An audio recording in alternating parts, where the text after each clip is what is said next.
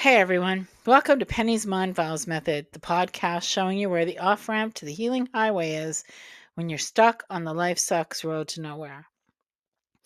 In this episode, we're going to dig into the I wish I had fill in the blank mind file. On the surface, it seems self explanatory, this mind file. But as we dig into it, you might be surprised at the true motivation lurking at the bottom. Obviously, if you're wishing for something, you think you'd be better off somehow if you had whatever it is that you're wishing for. If you're lacking whatever that is, then it's technically scarce in your personal world. In spiritual New Agey self-help lingo, this is known as scarcity thinking or the scarcity trap. And it's something we all get caught up in. And I do mean everybody. So let's dig in. What's a common end to the sentence, I wish I had?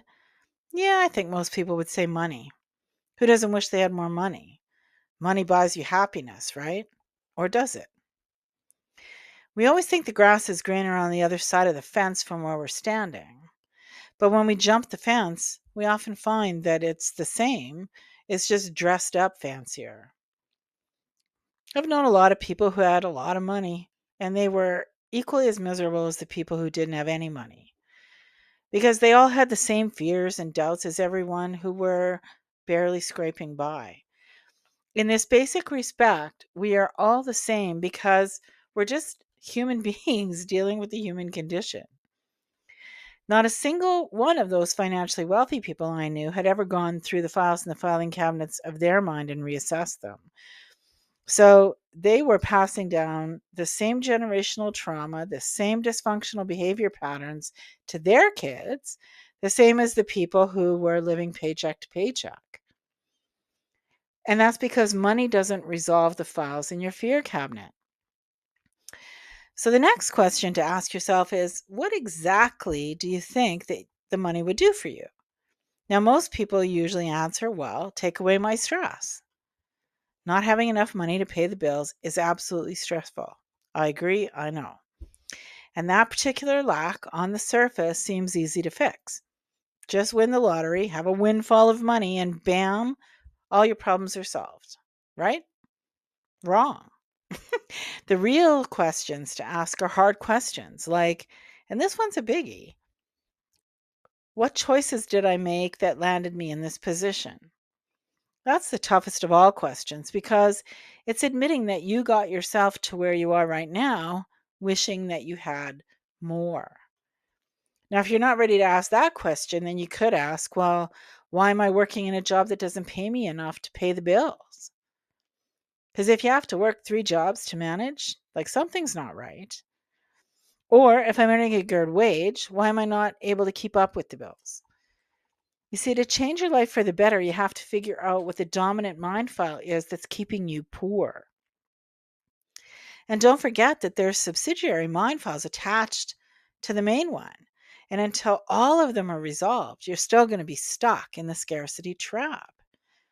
Worse yet, maybe you bought the idea that all you have to do is choose abundance and magically the universe responds to your financial problems and everything's solved. Yeah, I fell for that one too. Unfortunately, when we fool ourselves by thinking that we found a solution to a problem we didn't even understand, we have unwittingly added extra filters to the very files we needed to resolve to get out of that scarcity trap. In other words, we've dug ourselves a deeper hole to climb out of. Free will, having the freedom to choose for ourselves, and we all get that the minute we move out of our parents' house. That freedom comes with consequences. Getting to the bottom, like learning the root cause behind our decisions. And remember, decisions are based on beliefs, and beliefs are the motivating factor behind our behaviors. Learning what that is, that's the hard part of healing. And that's why most people quit the healing journey. They don't think they can face themselves because they believe they're alone on the journey. What happened to you in your childhood that created the dysfunction that is keeping you trapped in a scarcity cycle, because being stuck in that cycle is dysfunctional. Now, for many people, the problem is rooted in materialism. Our society's geared toward it. The messaging is everywhere. Look how happy you would be if only you had whatever, this perfume, this car, these clothes, this house.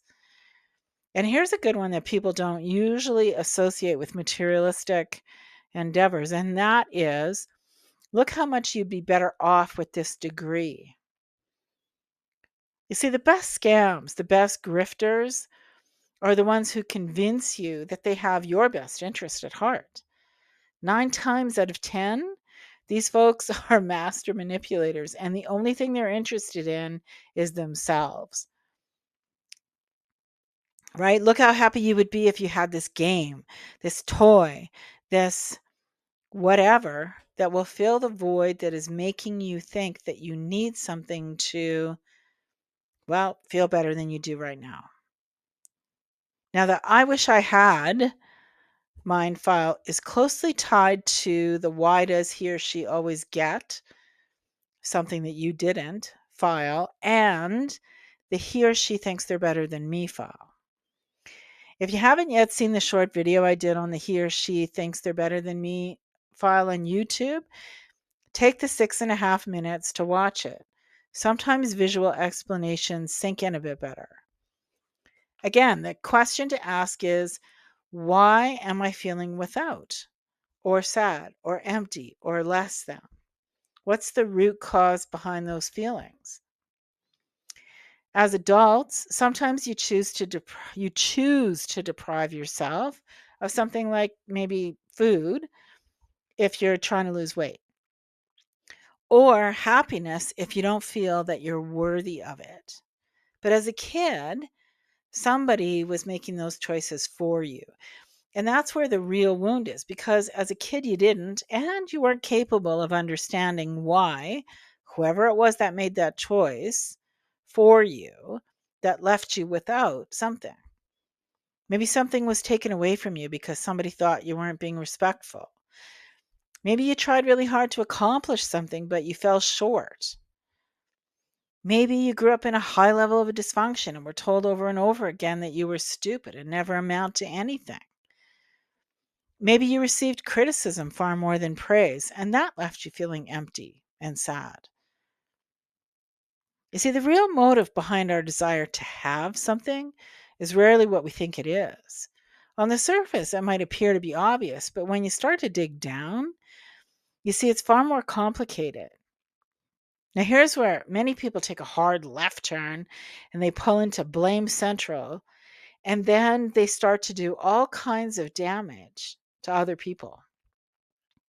They recognize that somebody made choices for them that resulted in emotional discomfort, let's say.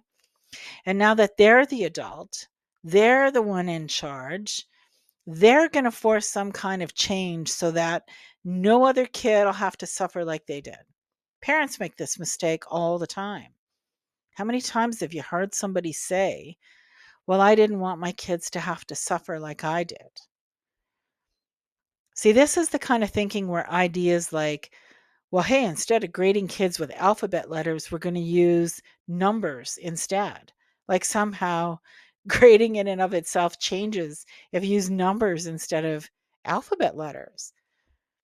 Maybe teaching children that a grading system is used to gauge comprehension level and has nothing to do with them as a person might have been a better idea, but hey, who am I to say?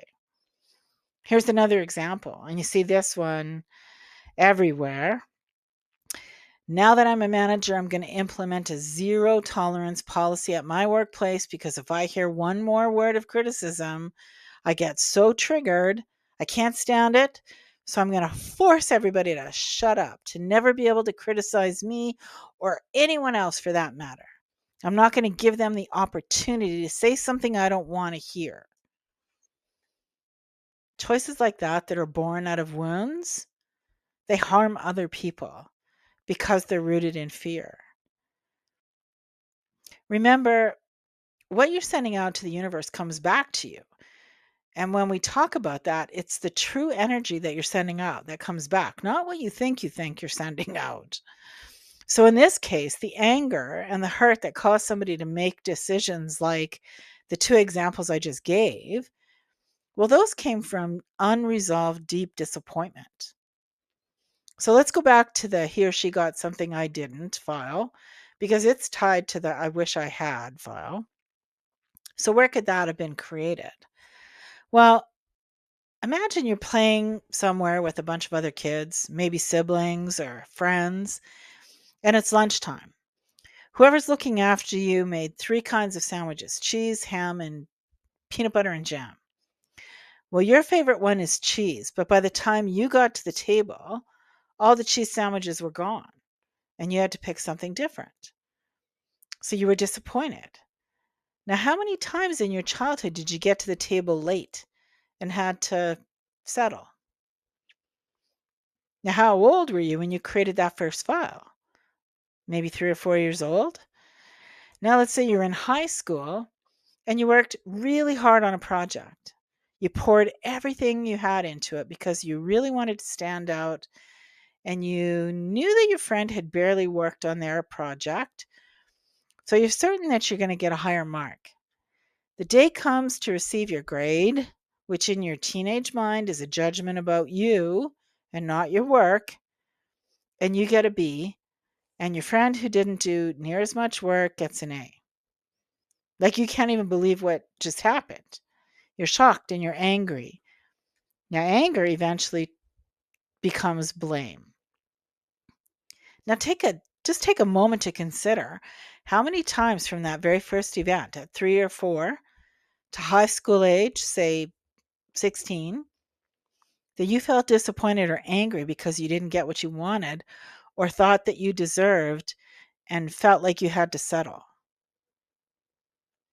See, that's how decisions that are fear based grow into horrible monsters. And I mean, who knows? It takes years for that monster to be born, but it will be eventually. What we think, and what we truly believe cannot be in alignment until nearly all the files in your fear cabinet are completely resolved. You have to really be curious about yourself and be willing to see things from a different perspective. That's how you begin to shift your energy to a higher vibration and train your mind's process to start referencing files in your love cabinet more often than your fear cabinet. Well, that's it for today. I hope you learned something here that can help you shift from survival mode to self trust. Get in the conversation, reach out via social media or leave a comment on YouTube, send me an email. Let me know what you think. See you next time.